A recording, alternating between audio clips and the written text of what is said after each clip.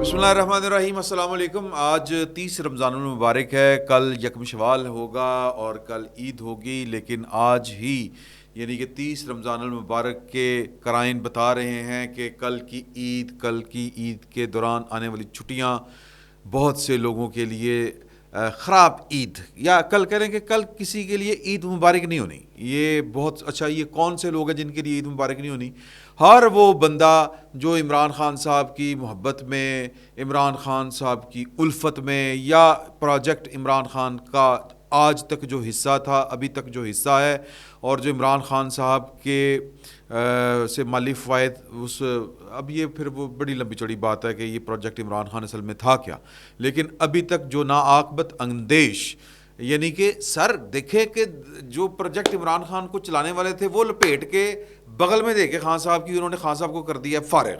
تو اب بھی اگر کوئی دیکھ رہا ہے خواب کہ یار کہ جن کا یہ منصوبہ تھا، اگر انہوں نے یہ منصوبہ لپیٹ دیا ہے تو اسی کون نے ہے؟ میں خام خواہ. تو جو بھی اب یعنی بغیر طاقت کے، سر منصوبوں کے لیے طاقت چاہیے ہوتی ہے.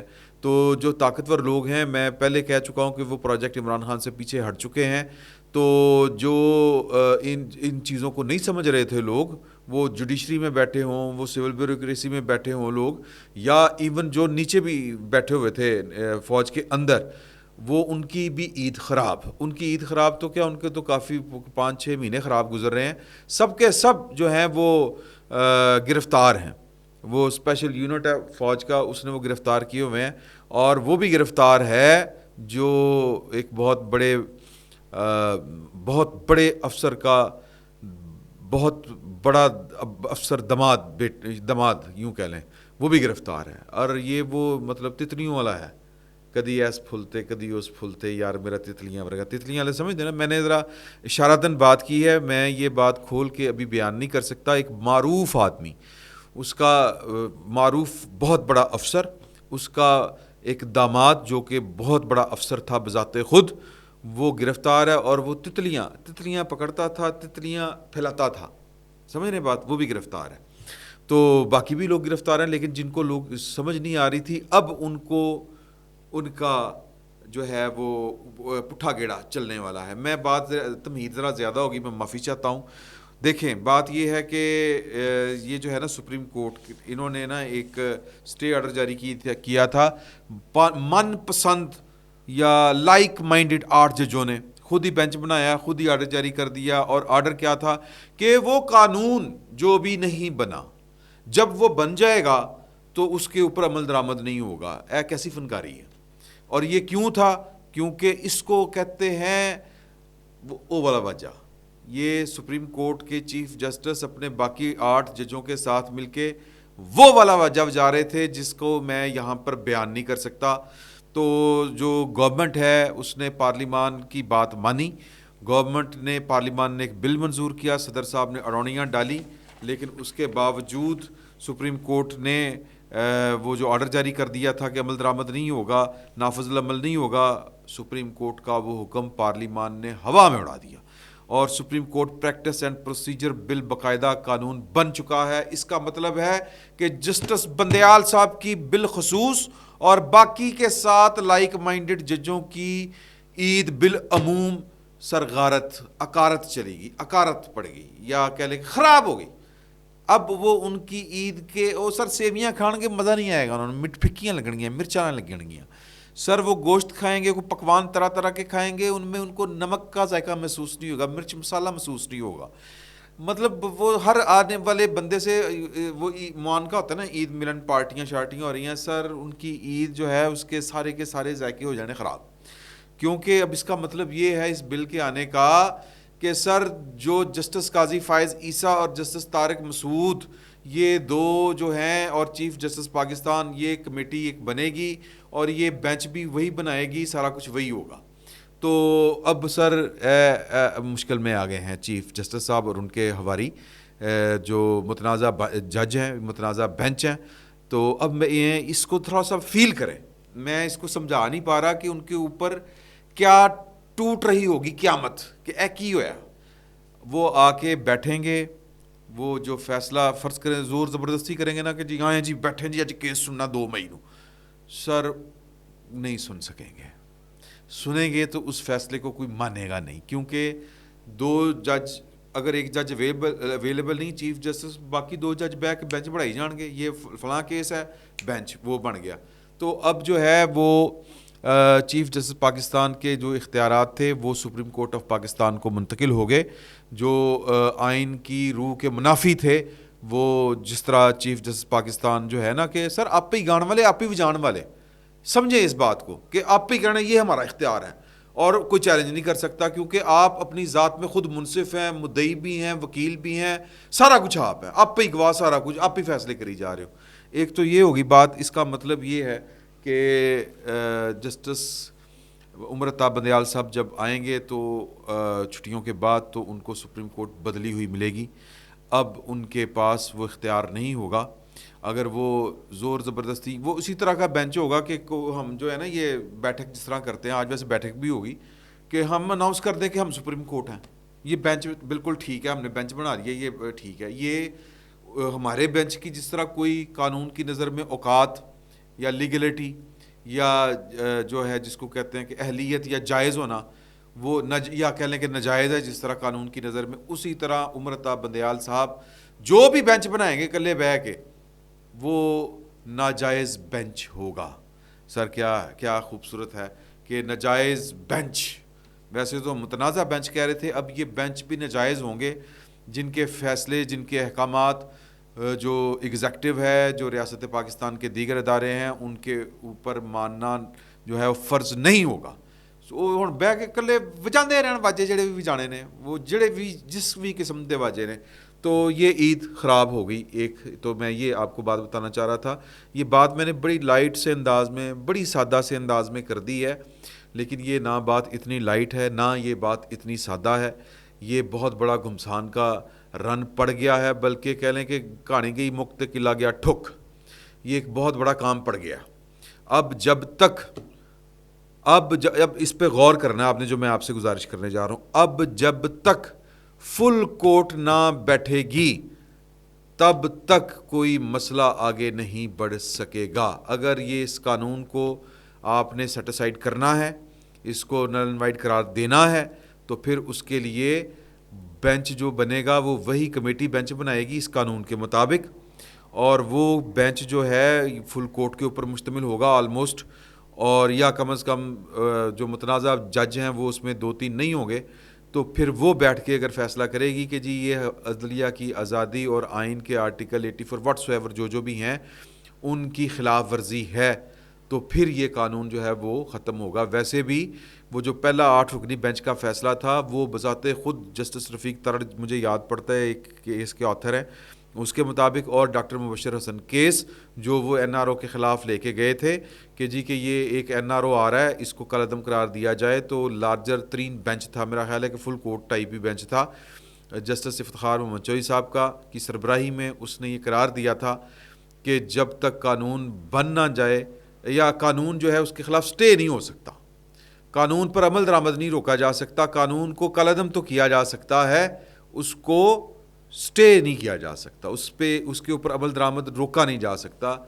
عمر الطاف بندیال صاحب جو ہیں وہ فنکار بنے ہوئے ہیں اور زور زبردستی کر رہے تھے.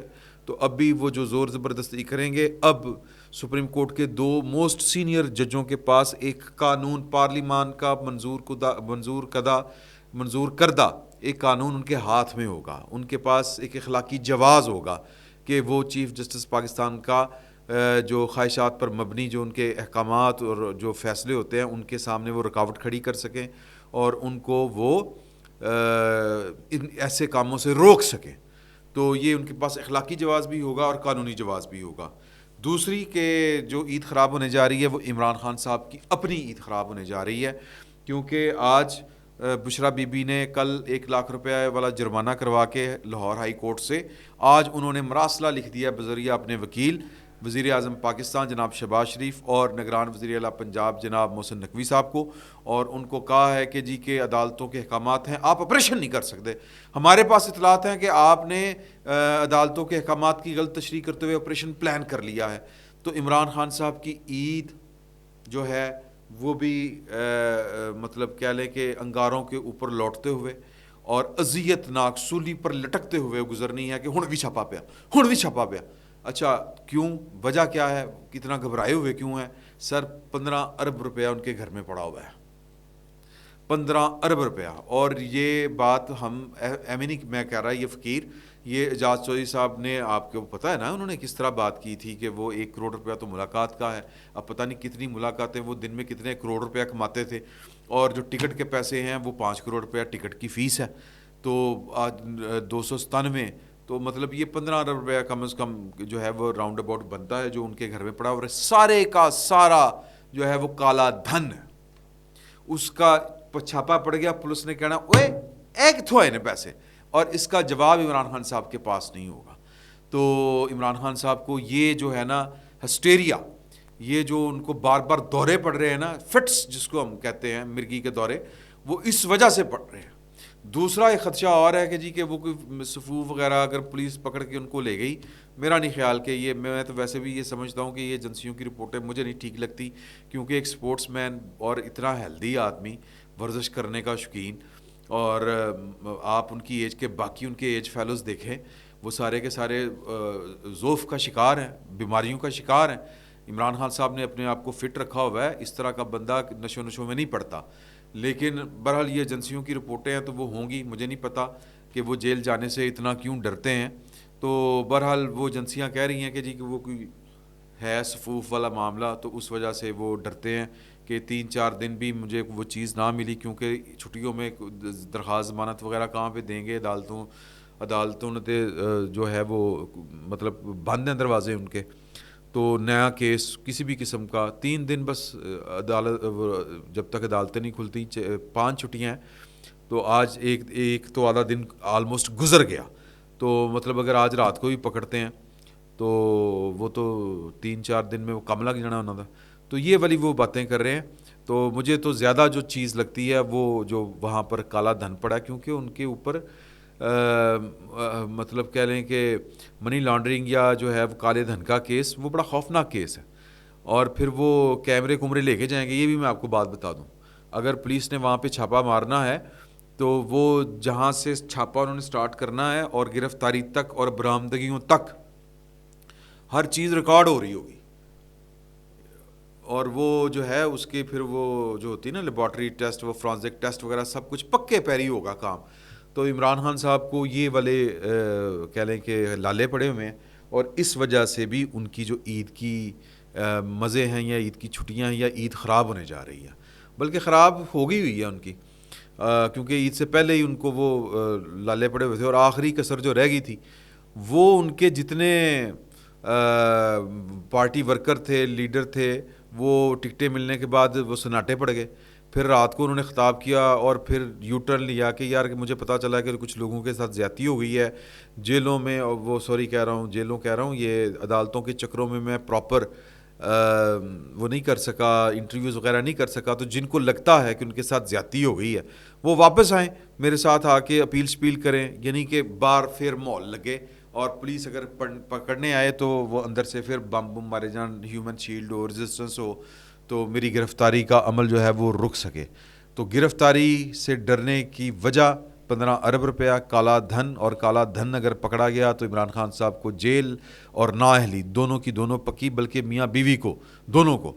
تو یہ والا وہ والا خوف ہے. باقی جو عمران خان صاحب کہہ رہے ہیں کہ جی کہ اپیل کریں، تو سر وہ شہباز گل کو کہڑی اپیل کرانی، تھی شاہ محمود قریشی کو کہڑی اپیل کرانی، حماد اظہر سے کون سی اپیل کروانی ہے؟ ان کو تو آپ نے ٹکٹیں نہیں دیں پنجاب کی. عثمان بزدار صاحب کو آپ نے پھر جناب وہ کہ اس جیسا وہ بڑھاوا تو ہور کدھروں لبنا نہیں. تو مطلب وزیر اعلیٰ میرا شاید اگلا وہی ہو، اس طرح کر کے وہ تاثر دے رہے ہیں کہ جو پوٹینشیل کینڈیڈیٹ ہیں وہ اسمبلی کے اندر موجود ہی نہ ہو تو اندھوں میں کانا راجا. اور عثمان بزدار، کیونکہ جو دیہڑیاں عثمان بزدار نے لگوائی ہیں، جو وفاق اور پنجاب میں بیک وقت حکومت کرنے کے جو لوشے عثمان بزدار نے دلوائے ہیں، وہ عمران خان صاحب کو کسی اور سے آنے مشکل ہے. تو قصہ مختصر بات ادھر ادھر پھیل نہ جائے کہ عید خراب گزرے گی ہر وہ شخص کی جو عمران خان صاحب کے ساتھ جڑا ہوا ہے. اور جتنا زیادہ جڑا ہوا ہے، جتنا زیادہ عمران خان صاحب کو سپورٹ کرنے کی کوشش کر رہا ہے، اتنی زیادہ اس کی عید خراب گزرے گی. یہ چھٹیاں ان کے اوپر جو ہے وہ عذاب بن کے نازل ہوں گی، اور عمران خان صاحب کو گرفتاری کے ڈر ہیں، اور بندیال صاحب کی تو اختیارات ہی گئے سر. کیا قسمت پائی ہے بندیال صاحب کہ آپ نے عمران خان صاحب کی محبت میں یا اپنے کیریئر کو دوام بخشنے کے لیے 3 سال کی ایکسٹینشن لینے کے لیے آپ نے قانون کا اور اپنے اختیار کا بڑا ناجائز اور دیدہ دلیری کے ساتھ، بڑی بے شرمی کے ساتھ، بڑا کھلے طریقے کے ساتھ جو ہے وہ استعمال کیا، بڑی ڈٹھائی کے ساتھ، اور اس کا نتیجہ اب یہ نکل رہا ہے کہ اب آپ اپنی سپریم کورٹ میں اپنے برادر ججوں کے ساتھ پہلے بھی ذلیل ہو رہے تھے، اب آپ کی ضلالت جو ہے وہ پوری دنیا دیکھے گی. فی الوقت اتنا ہی. بہت بہت شکریہ.